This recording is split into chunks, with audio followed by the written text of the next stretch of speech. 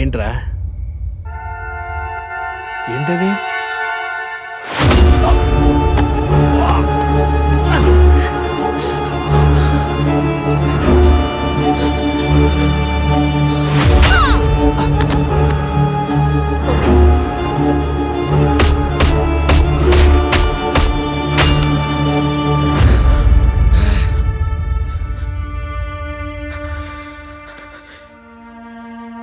అలా క్రూరంగా మా అమ్మ నాన్ని నా కళ్ళ ముందే చంపేశాడు రాజప్ప కొడుకు.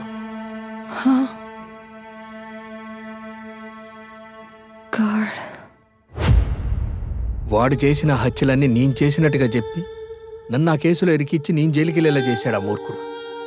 నేను జైలు నుంచి బయటకు వచ్చిన తర్వాత వాడి గురించి ఎంక్వైరీ చేస్తూనే ఉన్నాను. పెళ్ళైన కొన్ని రోజులకే వాడి నిజ స్వరూపం తెలిసింది. మీ గురించి నాకు అన్నీ తెలుసు. మీ మధ్య గొడవల గురించి తెలుసు. మీరు విడాకులు ఇవ్వకపోతే చంపేస్తాడని తెలుసు. వాడికి భయపడి మీరు ఇక్కడికి వచ్చి దాక్కున్నారని తెలుసు. అందుకే మిమ్మల్ని ఎత్తుక్కుంటూ వచ్చాను. అలాంటి మూర్ఖుడికి ఈ భూమి మీద బతికే అర్హత లేదు.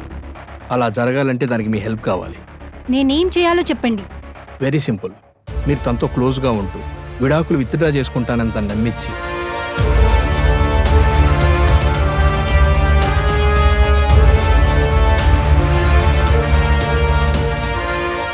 అలా నేను చెప్పిన టైంకి చెప్పిన ప్లేస్కి నేను పంపించిన డ్రెస్ తను వేసుకొని వచ్చేలా మీరు ప్లాన్ చేయండి. ఓకే. హలో,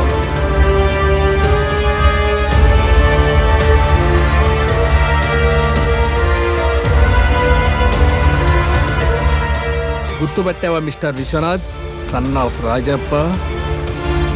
ఆ రోజు నా కళ్ళ ముందే నా తల్లిదండ్రులను చంపి నన్ను జైలుకు పంపించి నా ఐడెంటిటీ నువ్వు తీసుకున్నావు.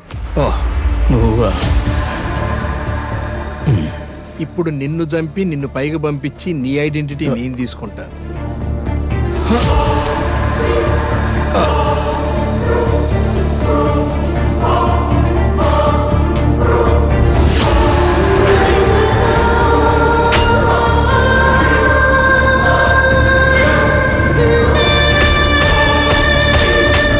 Happy journey.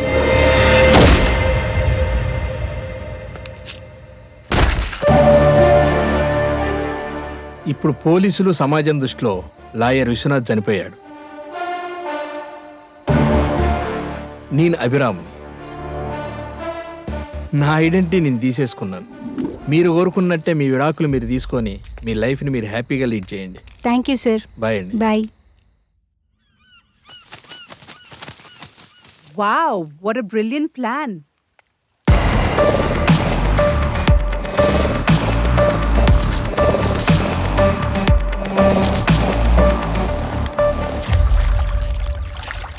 ఇది మన ఇద్దరి ప్లాన్ అని తెలియకుండా నా చేత సద్దాంకు చెప్పించి రాజేంద్ర ల్యాండ్ కబ్జా చేయించావు.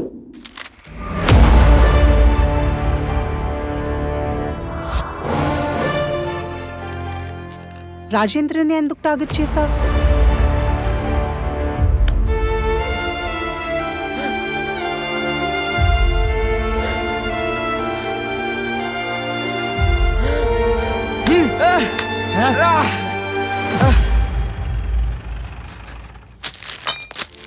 నాన్న నాన్న నాన్న ఏ నాన్న అమ్మా అన్న సార్ సార్ సార్ ఆ రాజప్ప కొడుకు మా అమ్మ నాన్న చంపేసి నా తల పగలు కొట్టాడు సార్. వాడు పారిపోతున్నాడు సార్. అక్కడ ఇద్దరిని చంపాడు, ఇక్కడ ఇద్దరిని చంపాడు అంటే మనకు వచ్చిన ఇన్ఫర్మేషన్ కరెక్ట్ అన్నమాట. Come on move.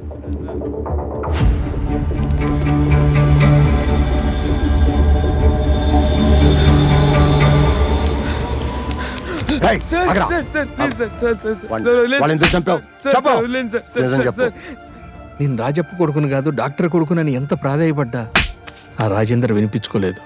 Please sir sir నన్ను నమ్మండి సార్. పోలీస్ ఆఫీసర్ అయ్యుండి తను కరెక్ట్గా ఎంక్వైరీ చేయలేదు. తను కరెక్ట్గా ఎంక్వైరీ చేస్తుంటే ఆ రాజప్ప కొడుక్కి నా తల్లిదండ్రులు చంపినందుకు శిక్ష పడేది. అప్పుడు అందరి దృష్టిలో నేను రాజప్ప కొడుకునయ్యాను. సార్ సార్ నన్ను నమ్మండి సార్. నేను డాక్టర్ కొడుకుని సార్, రాజప్ప కొడుకు కాదు సార్. సార్ కేవలం రాజేంద్ర వల్ల. రాజేంద్ర నెగ్లిజెన్సే వారి చావుకి కారణమైంది. అభిరామ్ హత్య కేసులో గౌతమ్ని ఎందుకు ఇరికిచ్చావు? నేనెరికిచ్చడం ఏంటి? రిషి హత్య కేసులో వాడు ఎలాగో జైలుకి వెళ్లాల్సినోడే కదా. రిషిని ఎందుకు చంపావని గౌతమ్ని అడిగితే ఆ ట్రాన్సాక్షన్ లో మా ఇద్దరికి పెద్ద మొత్తంలో కమిషన్ రాబోతుంది సార్. కమిషన్ కోసమని అబద్ధం చెప్పాడని నాకు అప్పుడే తెలుసు. యాక్చువల్గా భూత బంగ్లా దగ్గరకు వచ్చి నన్ను చంపి నా ఫోన్లో వీడియో డిలీట్ చేద్దామని ప్లాన్ చేశాడు. అందుకే నేను మా భార్య ఫోన్ తీసుకుని వెళ్ళా. నా ఫోన్ ఛార్జింగ్ అయిపోతే మా ఆవిడ ఫోన్ తీసుకొచ్చా. అదే టైంకి భూత బంగ్లా దగ్గరికి విశ్వనాథన్ రప్పించి టాయిలెట్కి వెళ్ళొస్తానని గౌతమ్కి చెప్పి వెళ్ళి విశ్వనాథన్ చంపేశాను. చనిపోయింది నేనే అనుకొని ఈ కేసులో మావిడిని ఇరికిద్దామని ప్లాన్ చేసి మావిడి ఫోన్ నుంచి ఫోటోలు తీసి మా నాన్నకు పంపించాడు ఈ గౌతమ్ గారు. వాడి షర్టి జేబులో మావిడి ఫోను, ఇంటి తాళాలతో పాటు నా ఐడి ప్రూఫ్స్ పెట్టి వాడి ఐడి ప్రూఫ్ నేను తీసేసుకున్నాను. వాడి ఫింగర్ కోసం షూట్ చేస్తున్నప్పుడు ఫోటోలు తీసి పోలీసులకు నేను పంపించానన్న విషయం గౌతమ్కి తెలియదు.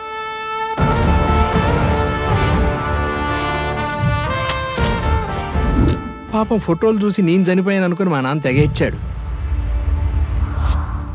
మీ అమ్మ నాన్న చనిపోయారు కదా, మరి రాములు ఎవరు? రాములు జైల్లో ఉద్యోగం చేసేవాడు. జైల్లో నన్ను సొంత కొడుకులా చూసుకొని నన్ను దత్తత తీసుకొని నన్ను లాయర్ని చేశాడు మా రాములు నాన్న. బాబు బాబు, ఈ అమ్మాయి మనల్ని మోసం చేసింది. ఏం చేసింది? మనం కొట్టేసిన 10 కోట్ల 10 ఏళ్ళు నొక్కేసింది. ఏంటి ఇప్పుడు ఆ 10 కోట్లు లెక్క పెట్టావా?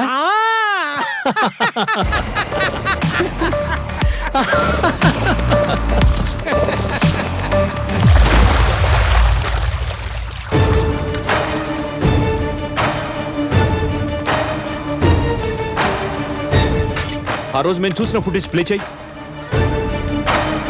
అది అది జూమ్ చెయ్.